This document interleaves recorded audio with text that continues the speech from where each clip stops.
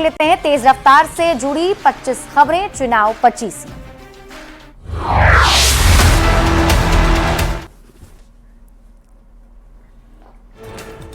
Rising Bharat summit में बिहार चुनाव को लेकर केंद्रीय गृह मंत्री अमित शाह का बड़ा बयान। कहा, बिहार में बहुमत से चुनाव जीतेंगे और विपक्ष का सूपड़ा साफ कर देंगे।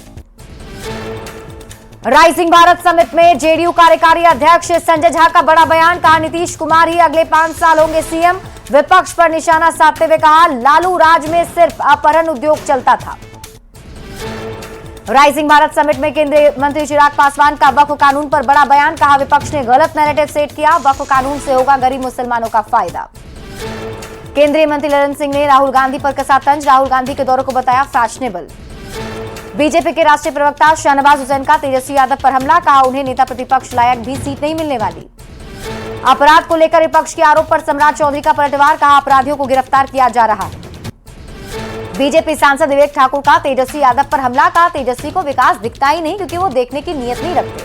आरजेडी विधायक पर मारपीट और टिकट के नाम पर पैसे ऐंठने का आरोप, पार्टी के ही दूसरे नेता ने आरोप लगाया। वक्फ बिल पर विरोध को लेकर गिरिराज सिंह का तेजस्वी यादव पर हमला। कहा, गरीब पसमानदा मुसलमानों का हित नहीं चाहते तेजस्वी। वक्फ बिल में बिहार में नहीं लागू होने देने के तेजस्वी के दावे पर नित्यानंद राय का पलटवार। शेखपुरा में मंत्री सुनील कुमार ने मीडिया को दी सरकार के काम की जानकारी। कहा, बिहार में सड़क, अस्पताल, पुल पुलिया का जाल बिछ गया। आरजेडी के मुसहर भुइयां सम्मेलन पर मंत्री संतोष सुमन का निशाना। कहा, लोगों को पकड़कर पकड़वा सम्मेलन किया गया। संतोष सुमन के बयान पर आरजेडी का पलटवार। कहा, मांझी के बेटे को मिर्ची लग गई है।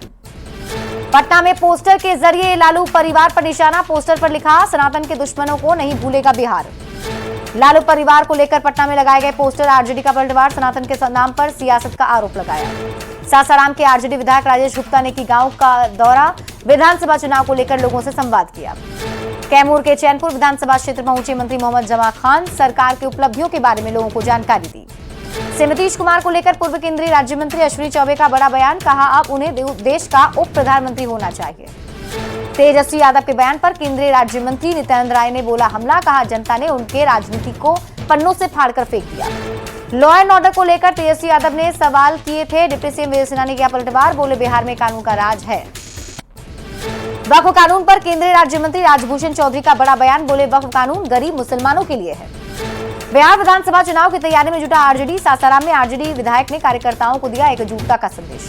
पटना पहुंची कांग्रेस की पलायन रोको नौकरी दो पदयात्रा। पदयात्रा की अगुवाई करने वाले कन्हैया कुमार रहे नदारद।